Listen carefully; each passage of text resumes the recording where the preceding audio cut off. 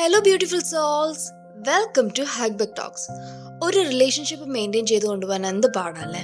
Love മാത്രമല്ല ഒരു റിലേഷൻഷിപ്പിൻ്റെ അടിസ്ഥാനം എന്ന് പറയുന്നത്. വേറെ കുറേ ഫാക്ടേഴ്സ് ഉണ്ട്. ഒരു ഹെൽത്തി ആയിട്ടുള്ള റിലേഷൻഷിപ്പ് മെയിൻറ്റെയിൻ ചെയ്യാനുള്ള കുറച്ച് ഹാബിറ്റ്സ് ആയിട്ടാണ് ഇന്നത്തെ ഹാഗ്ബെക് ടോക്സിൽ നമ്മൾ സംസാരിക്കാൻ പോകുന്നത്. So let's get into the ദി പോഡ്കാസ്റ്റ്.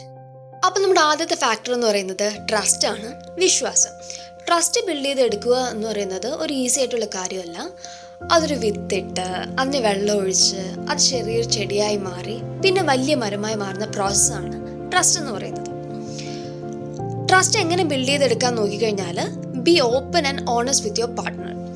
നിങ്ങളുടെ തോട്ട്സ്, ഫീലിങ്സ്, നിങ്ങളുടെ എക്സ്പീരിയൻസ് ഒക്കെ ട്രാൻസ്പെറൻ്റ് ആയിട്ട് നിങ്ങളുടെ പാർട്ട്ണറുമായിട്ട് ഷെയർ ചെയ്യുക.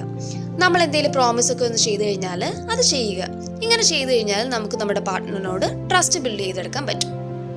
ഹെൽത്തി റിലേഷൻഷിപ്പിൽ ഏറ്റവും ഇമ്പോർട്ടൻ്റ് ആയിട്ടുള്ള ഒരു ഫാക്ടറാണ് എഫക്റ്റീവ് കമ്മ്യൂണിക്കേഷൻ. നമ്മൾ നമ്മുടെ പാർട്ട്ണറുമായിട്ട് എങ്ങനെ കമ്മ്യൂണിക്കേറ്റ് ചെയ്യുന്നത് വളരെ വളരെ വളരെ ഇമ്പോർട്ടൻ്റ് ആയിട്ടുള്ളൊരു കാര്യമാണ്. ഇപ്പോൾ നമ്മുടെ പാർട്ട്ണർ നമ്മളോട് കാര്യമെന്ന് സംസാരിക്കുവാണെങ്കിൽ, ഒന്നാമത്തെ കാര്യം ഇടയ്ക്കേറി സംസാരിക്കാതിരിക്കുക. രണ്ടാമത്തെ കാര്യം അയാൾ എന്താണ് നമ്മളോട് പറയാൻ വരുന്നതെന്ന് മുൻവിധിയോടുകൂടി സമീപിക്കാതിരിക്കുക. മൂന്നാമത്തെ കാര്യം വെറും വാക്കുകൾ കൊണ്ട് കേട്ടിരിക്കുക മാത്രമല്ല ചെയ്യേണ്ടത്, അയാൾ എന്താണ് പറയാൻ ഉദ്ദേശിക്കുന്നതെന്ന് മനസ്സിലാക്കണം. പിന്നെ നമ്മുടെ പാർട്ട്ണർ നമ്മളോട് അവരുടെ വിഷമങ്ങൾ അല്ലെങ്കിൽ അവരുടെ പ്രോബ്ലംസ് എന്തെങ്കിലും ഷെയർ ചെയ്യുമ്പോഴത്തേക്ക് വിധിക്കാതിരിക്കുക, അല്ലെങ്കിൽ രൂക്ഷമായി വിമർശിക്കാതിരിക്കുക. കൺസ്ട്രക്റ്റീവ് ക്രിറ്റിസിസം നല്ലതാണ്, പക്ഷേ റാഷ് ആയിട്ടുള്ള ക്രിറ്റിസിസം ഒട്ടും നല്ലതല്ല. നീ കാരണമാണ് ഇതൊക്കെ ഉണ്ടായത്, നീയാണിത് ചെയ്ത് എന്ന് പറയുന്നതിന് പകരം എനിക്കിത് ഫീലായി അല്ലെങ്കിൽ എനിക്കിത് ഹേർട്ടായി എന്ന രീതിക്ക് കമൻറ്റ് ചെയ്യാൻ ശ്രമിക്കുക. മൂന്നാമത്തെ ഫാക്ടർ എന്ന് പറയുമ്പോഴത്തേക്ക് ക്വാളിറ്റി ടൈമാണ്. ക്വാളിറ്റി ടൈം എന്ന് പറയുമ്പോഴത്തേക്ക് ഈ ടൈമിൽ പാർട്ട്ണർക്കായിരിക്കണം നമ്മൾ ഏറ്റവും കൂടുതൽ പ്രിഫറൻസ് കൊടുക്കേണ്ടത്. ഈ സമയത്ത് മൊബൈൽസോ അല്ലെങ്കിൽ ഗാഡ്ജറ്റ്സൊക്കെ മാറ്റി വെച്ചിട്ട്, വർക്ക് റിലേറ്റഡ് ആക്ടിവിറ്റീസൊക്കെ മാറ്റി വെച്ചിട്ട് നിങ്ങൾ രണ്ടുപേർക്കായിട്ട് കണ്ടെത്തേണ്ട ഒരു ടൈമാണിത്. മേ ബി ഒരു ഡേറ്റ് നൈറ്റ് ആകാം, അല്ലെങ്കിൽ ഒരുമിച്ച് കുക്ക് ചെയ്യുന്നതാകാം, അതും അല്ലെങ്കിൽ ഒരുമിച്ച് നല്ലൊരു കോഫി കുടിക്കുന്നതാകാം, എന്തും ആകാം. ഈ ടൈമിൽ പ്രത്യേകിച്ചൊരു കാര്യം ചെയ്യേണ്ടതെന്ന് വെച്ച് കഴിഞ്ഞാൽ വേറൊരു ഡിസ്ട്രാക്ഷൻസും ഉണ്ടാവാൻ പാടില്ല. ഇതുവഴി നിങ്ങൾ തമ്മിലുള്ള ഒരു ഡീപ്പ് ഇമോഷണൽ കണക്ഷന് സഹായിക്കും. അടുത്ത ഫാക്ടറാണ് അക്സെപ്റ്റിംഗ് ഈച്ച് അതേഴ്സ് ഇംപെർഫെക്ഷൻ. അതായത് നമ്മളെല്ലാവരും മനുഷ്യരാണ്, നമ്മളൊന്നും തികഞ്ഞവരൊന്നുമല്ല. നമുക്ക് നമ്മുടേതായ കുറവുകളുണ്ട്.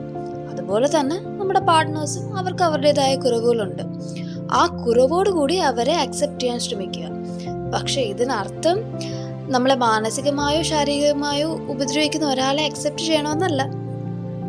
അടുത്ത ഫാക്ടർ എന്ന് പറയുന്നത് ഇമോഷണൽ സപ്പോർട്ടാണ്. നമ്മുടെ പാർട്ട്ണർ ഇപ്പോൾ ഒരു ഡൗൺഫോളിലാണ്, എന്തെങ്കിലും പ്രതിസന്ധിയിലൂടെയാണ് പോകുന്നതെങ്കിൽ അയാൾക്കൊരു സപ്പോർട്ടായിരിക്കുക, ഇമോഷൻസ് പങ്കുവയ്ക്കുക, ഞാൻ കൂടെ ഉണ്ടെന്ന് പറയുക, കംഫേർട്ട് ചെയ്യുക. അങ്ങനത്തെ കാര്യങ്ങളൊക്കെ ചെയ്യുന്നത് ഒരു ഹെൽത്തി റിലേഷൻഷിപ്പിൻ്റെ ഭാഗമാണ്. അടുത്ത ഇമ്പോർട്ടൻറ്റ് ഫാക്ടറാണ് റെസ്പെക്റ്റ്, ബഹുമാനം. നമ്മളെപ്പോഴും ബഹുമാനിക്കുന്ന ആരെയാ? മുതിർന്നവരെ ബഹുമാനിക്കും, അല്ലെങ്കിൽ റിലീജിയസ് ആയിട്ടുള്ള കാര്യങ്ങളെ ബഹുമാനിക്കും, അല്ലെങ്കിൽ അതോറിറ്റീനെയൊക്കെ ബഹുമാനിക്കും. പക്ഷെ ഒരു ക്ലോസ് പാർട്ട്ണർഷിപ്പിൽ വരുമ്പോഴും അവിടെയും ബഹുമാനം എന്ന് പറയുന്നത് വളരെ ഇമ്പോർട്ടൻ്റ് ആയിട്ടുള്ള കാര്യമാണ്. നമ്മുടെ പാർട്ട്ണറെ കുറിച്ച് മറ്റുള്ളവരോട് മോശമായിട്ട് സംസാരിക്കുന്നത്, അവരെ വിധിക്കുന്നത്, അവരെ ഹാർഷായിട്ട് ക്രിട്ടിസൈസ് ചെയ്യുന്നതൊന്നും നല്ല ഹാബിറ്റൊന്നുമല്ല. മറ്റുള്ളവരുടെ ഫ്രണ്ടിൽ വെച്ച് കളിയാക്കുന്നത്, ഇങ്ങനെയൊക്കെ ചെയ്തു കഴിഞ്ഞ് കഴിഞ്ഞാൽ പരസ്പര ബഹുമാനം നഷ്ടപ്പെട്ട് തുടങ്ങിക്കഴിഞ്ഞ് കഴിഞ്ഞാൽ അത് തിരിച്ച് ഒരു ഹെൽത്തി ആയിട്ടുള്ള വേയിലേക്ക് വരാൻ വേണ്ടിയിട്ട് ഭയങ്കര പാടാണ്. ഏഴാമത്തെ ഫാക്ടറാണ് ഇൻഡിവിജ്വാലിറ്റി ആൻഡ് ബൗണ്ടറീസ്. രണ്ട് വ്യക്തികളുടെ കൂടിച്ചേരലാണ് ഒരു റിലേഷൻഷിപ്പിൽ സംഭവിക്കുന്നത്. ഒരു റിലേഷൻഷിപ്പിലായിരിക്കെ തന്നെ അയാൾക്ക് അയാളുടേതായ വ്യക്തി സ്വാതന്ത്ര്യമുണ്ട്. എസ്പെഷ്യലി ഫ്രണ്ട്ഷിപ്പിൻ്റെ കാര്യത്തിലാകാം, പ്രൊഫഷണൽ ഗോൾസ് അച്ചീവ് ചെയ്യുന്ന കാര്യത്തിലാകാം, അതല്ലെങ്കിൽ ഹോബീസിൻ്റെ കാര്യത്തിലാകാം, എന്തും ആകാം. റിലേഷൻഷിപ്പിൽ ഒരു വെൻ ഡയഗ്രം പോലെയാണ്. പാർട്ട്നേഴ്സ് തമ്മിൽ സ്ട്രോങ് ആയിട്ട് കണക്ഷൻ ഉണ്ടാകുകയും വേണം. അതുപോലെ തന്നെ ഒരു വ്യക്തിക്ക് അവരുടേതായിട്ടുള്ള ഒരു വ്യക്തി സ്വാതന്ത്ര്യം ഉണ്ടായിരിക്കണം. പിന്നെ ഓർക്കേണ്ട ഒരു കാര്യം എന്ന് വെച്ച് കഴിഞ്ഞാൽ, എല്ലാ റിലേഷൻഷിപ്പും ഒരുപോലെയല്ല. ഒരു കപ്പിളിന് വർക്ക് ചെയ്യുന്നത് മറ്റേ കപ്പിളിന് വർക്ക് ചെയ്യണമെന്നുമില്ല. പാർട്ട്നേഴ്സ് പരസ്പരം എത്ര എഫേർട്ട് ഇടുന്നോ അതിനനുസരിച്ചായിരിക്കും അവരുടെ റിലേഷൻഷിപ്പ് ഹെൽത്തി ആകുന്നതും അൺഹെൽത്തി ആകുന്നതും. പിന്നെ എല്ലാ റിലേഷൻഷിപ്സിലും അപ്സ് ആൻഡ് ഡൗൺസ് ഒക്കെ ഉണ്ട്.